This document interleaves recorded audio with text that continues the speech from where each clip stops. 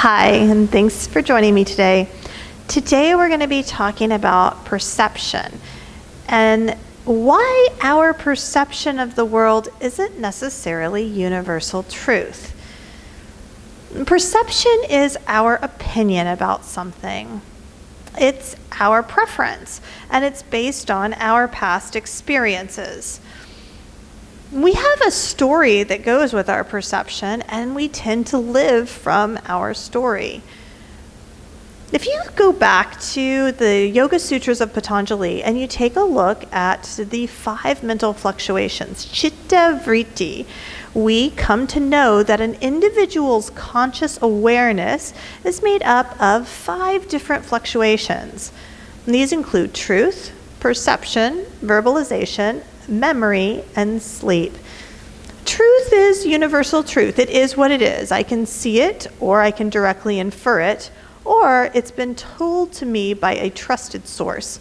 And this is usually a trusted spiritual teacher. For example, a tree is a tree. It doesn't matter what language you're using or where you are in the world, a tree is always a tree.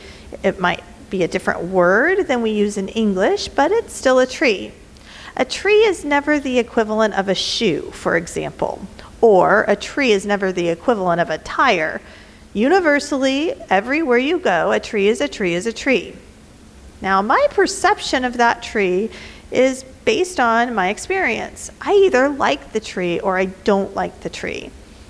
If I like the tree, I create a story around it that positively affirms my preference for the tree. If I don't like the tree, I create a story around it that negatively affirms my dislike of the tree. Now, every time I experience a tree, I am going to draw on the perception and the story that I have attached to. And this perception and story is going to fuel my reaction towards this tree. Now, a tree seems so benign and insignificant, but if you think about our perception and how our perception of the world really colors and shapes the way we interact with people and the way we experience life, then you understand how important perception is. A few weeks ago, my friend Shiva asked me, why do I do what I do? She said, why?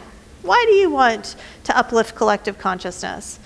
And I told her, if only 5% of the students and teachers that went through our training understood that their perception of the world wasn't universal truth, the entire world would change. Just 5%, that's really all we need. You see, here's the thing. When I buy into the idea that my perception and my story is universal truth, I automatically create separation.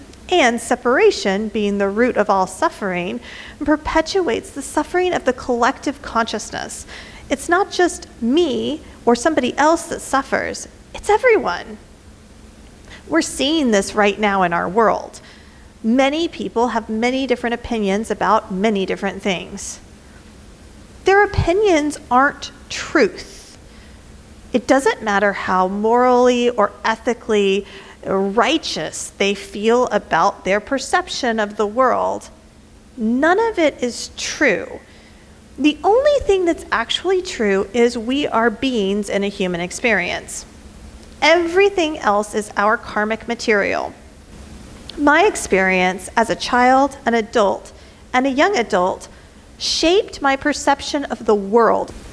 Maybe I have had the privilege in my life and the fortune to not have experiences that have negatively painted my perception in a way that makes me feel fearful or scared for myself or my friends and family. But other people have experienced that. If I think that my perception is universal truth and I project that perception onto other people, then I'm not hearing them and I'm not seeing them. We have to remember that our perception of the world and our story is based on our interpretation of what's happened to us. It's not even based on truth in that interpretation. I don't know if you have a sibling, but I do. My brother and I grew up in the exact same house. We had the same parents, we had the same education, everything was exactly the same, but his perception of his childhood and the way it shaped his morals, his ethics, and even his belief systems are completely different than my perception and the way that I turned out and the way that my morals and ethics were shaped. If I believe and buy into the idea that my brother should feel a certain way because of the house he grew up in or because of the experiences that I've had, I'm not hearing him. I'm not connecting to him. I'm not creating an interdependent, compassionate relationship with him. I'm projecting my BS onto him. But if I can recognize that he had his experiences and those experiences shaped his perception, then we can change things. Then we can make a connection that's authentic, compassionate, and whole. I then see that my self-worth is not dependent on our shared experience and that his self-worth is not dependent on his shared experiences. In fact, we're both worthy and whole just as we are, no matter what. When we understand that our perception is not universal truth, we liberate ourselves from the misperception of separation. Recently, I had an experience on social media. I had posted something in response to a political event that happened in our country, in the United States. And many people agreed with my perception or what they perceived to be my perception. And let's take a step back. Let's talk about this for a second. I posted something and it activated in other people their experience of this particular topic, right? But they're not clairvoyant mind readers. They didn't know what my perspective was. All they knew is what I post and how it activated them based on their experiences. One person was activated negatively. Many people were positively impacted by the post. The person who was activated negatively had material. She had judgment around what was said in the social media post. And I acknowledge that. Her perception of what was said is her perception. It's not truth. My perception isn't truth either.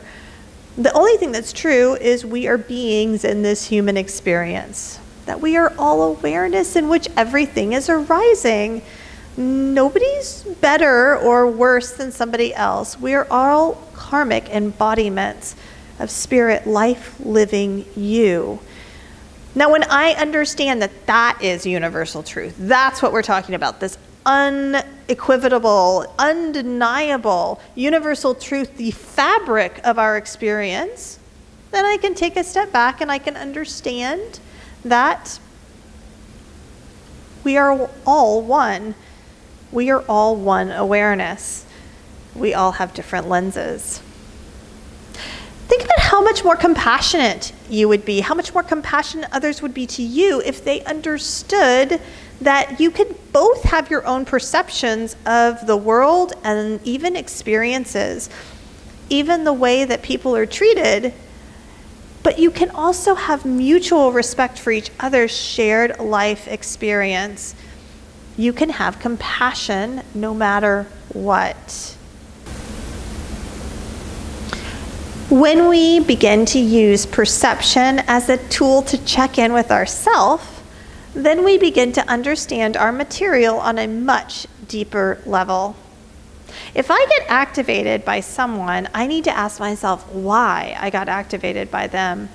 Rather than pointing a finger and saying that somebody did something to me, I need to acknowledge that that being is a being in a human experience just like I am, and that they've had karmic interactions that have led them to act and behave and think, believe even things, the way that they believe.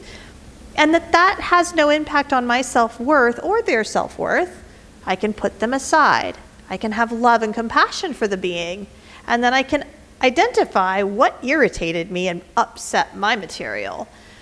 Now I've decided, I'm upset because I feel like if I express myself, I am less than.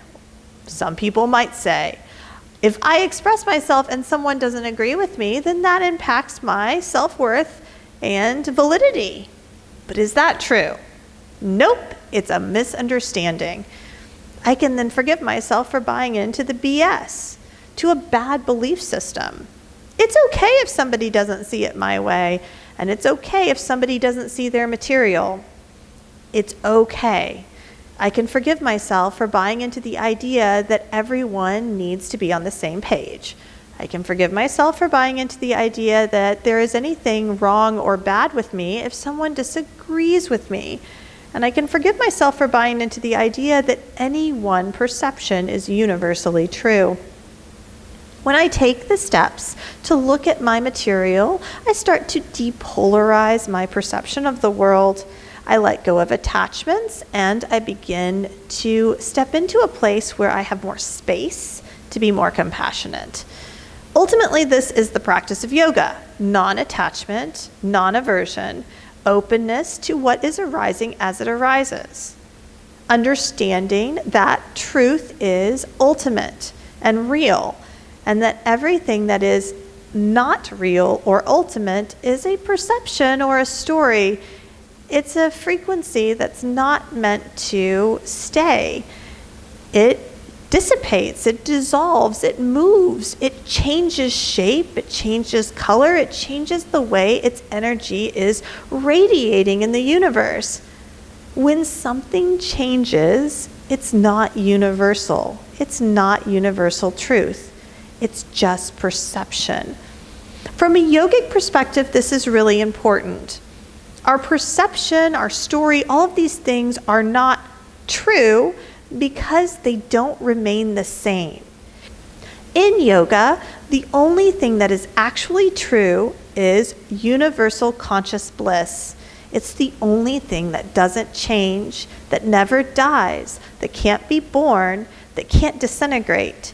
It's the only thing that doesn't adhere to the properties and laws of the guna. It is outside of the guna and always remains in sattvic balance. This is Purush, this is Purusha, the essence of the soul. The next time you get activated by someone, whether it's on social media, in a conversation, or maybe even in a conversation with an acquaintance, rather than getting upset with the person, ask yourself why you feel activated. What about the exchange made you feel less than, incomplete, lacking or flawed, disconnected, or bound in some way? What made you feel separate? Identify what it is and ask yourself if it's true. Ask yourself if it's real or if it's a misperception. And then let it go. There's no sense in holding on to things that no longer serve. Misunderstandings can easily be released so that you have more space and openness to be compassionately in your experience.